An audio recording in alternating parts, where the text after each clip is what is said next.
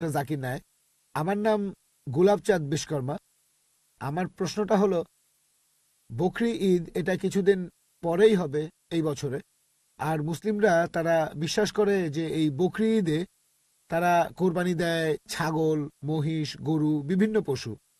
আর ইসলাম ধর্ম অনুযায়ী আহ, ইনসানিয়াত আর মানবতা খুব গুরুত্বপূর্ণ। প্রত্যেক মানুষ দয়া দেখাবে বিভিন্ন পশু পাখির প্রতি আর মানুষের প্রতি, সবার প্রতি তারা দয়া দেখাবে।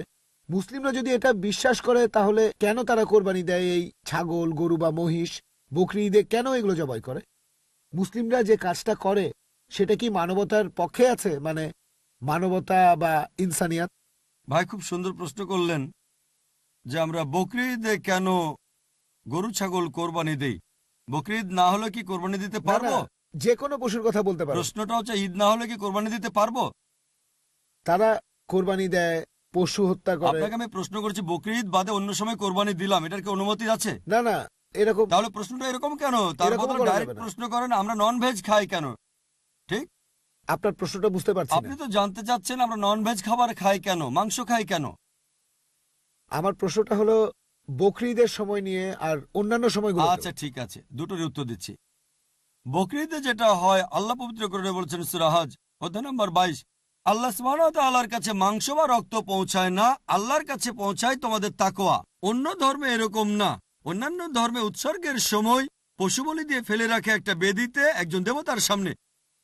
সেটা খায় কে? ঈশ্বর খান। ইসলাম ধর্মে যখন কোরবানি দেই আমরা কি করি? কমপক্ষে 1/3 অবশ্যই গরিব লোককে দিতে হবে, 1/3 দেব আত্মীয় আর বন্ধুদের, বাকিটা নিজের জন্য রাখবো। নিজের জন্য ম্যাক্সিমাম 1/3 রাখতে পারবেন। চাইলে আপনি পুরোটাই দান করে দিতে পারেন। তাহলে যখন কোরবানি দিচ্ছি তখন কি করছি? মানুষ জাতির উপকার করছি। আমরা তাদের জন্য খাবার দিচ্ছি। এখন কাউকে খাবার দেয়া এটা কি ভালো না খারাপ? খাবার দেয়া যাতে মানুষ উপকার পেতে পারে এটা কি ভালো না খারাপ? ভালো। মানুষের জন্য এটা ভালো না খারাপ? ভালো। তাহলে ইসলাম হচ্ছে মানবতার ধর্ম। আপনি প্রশ্ন করতে পারেন যে প্রাণীদের কেন হত্যা করা হচ্ছে? মানুষের জন্য ভালো, কিন্তু প্রাণীদের জন্য কি হচ্ছে? আর সত্যি বলতে একজন মুসলিম শুধুমাত্র ভেজ খাবার খেয়েও ভালোভাবে ধর্ম পালন করতে পারে। ননভেজ খাওয়া ইসলামের জন্য বাধ্যতামূলক না। তবে আল্লাহ যেহেতু আমাদেরকে অনুমতি দিয়েছেন ননভেজ খেতে, তাহলে আমরা সেটা খাবো না কেন? আল্লাহ পবিত্র কোরআনে বলেছেন সূরা মাইদা অধ্যায় নম্বর 5 আয়াত নম্বর 1, সেই চতুষ্পদ প্রাণীর মাংস খাও যেগুলো তোমাদের জন্য হালাল করা হয়েছে। আল্লাহ বলেছেন সূরা নাহল অধ্যায় 16 আয়াত নম্বর 5, তিনি চতুষ্পদ প্রাণী সৃষ্টি করেছেন যাতে করে তোমরা উপকার পেতে পারো এবং তাদের মাংস খেতে পারো। এই কথাটা আবারও আছে সূরা মুমিনুন অধ্যায় নম্বর 23 আয়াত নম্বর 21, যে গবাদি পশুর মধ্যে রয়েছে নিদর্শন, তাদের উদরের দুধ পান করো এবং তাদের মাংস তোমরা খাও। তাহলে যেহেতু আল্লাহ আমাদের অনুমতি দিয়েছেন, তাহলে ননভেজ খাবো না কেন? এবার লজিক্যাল কারণে আসি। এখনকার বিজ্ঞান বলছে যে নন ভেজ খাবারে, মাংস জাতীয় খাবারে প্রচুর ভিটামিন থাকে, আর এটাই একমাত্র খাবার যেখানে পরিপূর্ণ আমিষ আছে। আমাদের মানুষের শরীরে 23 রকমের অ্যামিনো অ্যাসিড আছে যেগুলোর প্রয়োজন হয়। এগুলোর মধ্যে 8টা অ্যামিনো অ্যাসিড শরীর তৈরি করতে পারে না, এগুলো পাই আমরা খাবার থেকে। এমন কোনো ভেজ খাবার নেই যেখানে এই 8টার সবগুলোই পাবেন। শুধুমাত্র মাংস জাতীয় বা নন ভেজ খাবারেই এই 8টা অ্যামিনো অ্যাসিডই পাবেন। এছাড়াও যদি আপনারা দাঁত পরীক্ষা করেন তৃণভোজী প্রাণীদের, গরু, ছাগল, ভেড়া, তাদের দাঁতগুলো সমান। তারা শুধু ভেজ খাবার খায়, মাংস খেতে পারে না। এরপর যদি দাঁত পরীক্ষা করে দেখেন মাংসাশী প্রাণীদের, বাঘ, সিংহ, চিতাবাঘ, তাদের মুখের দাঁতগুলো সূচালো যাতে মাংস খেতে পারে, এজন্য তাদের দাঁতগুলো থাকে সূচালো। তারা শুধু মাংসই খায়, ভেজ খাবার তারা খেতে পারে না।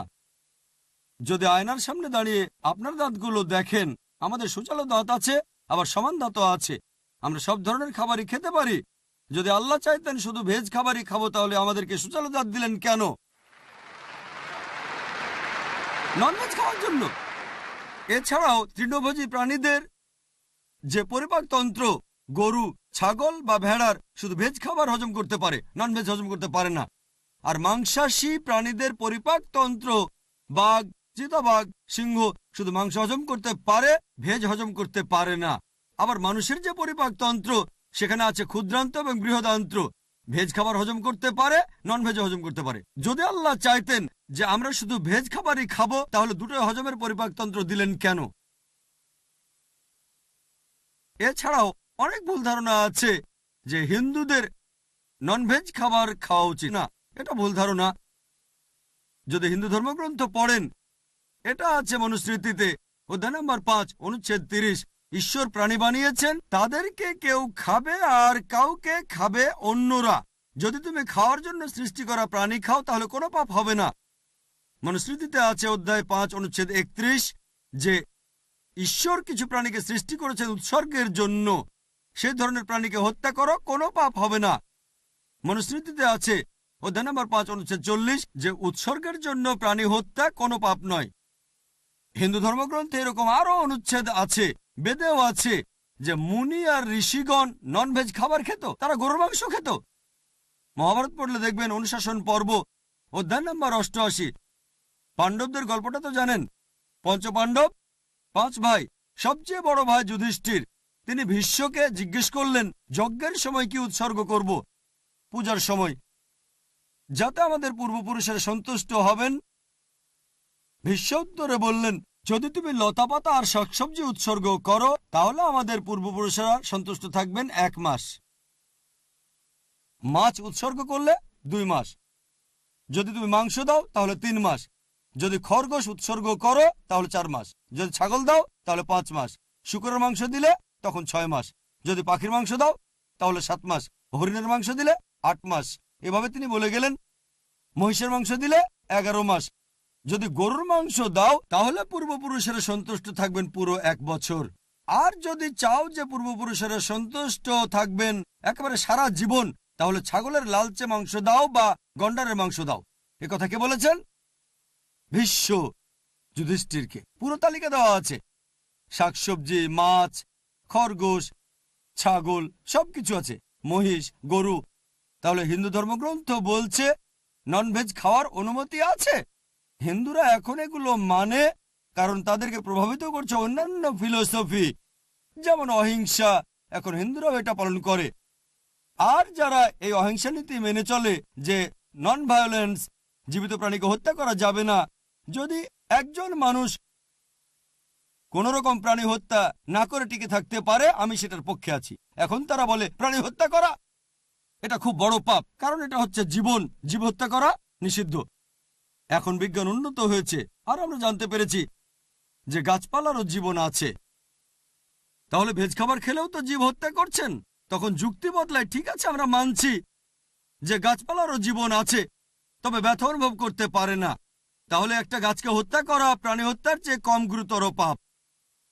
আচ্ছা, তর্কের খাতিরে মানলাম, কিন্তু এখন বিজ্ঞান বলছে আমরা মানুষরা যে শব্দ শুনতে পাই তার কম্পনাঙ্ক 20 সাইকেল পার সেকেন্ড থেকে 20,000 সাইকেল পার সেকেন্ড।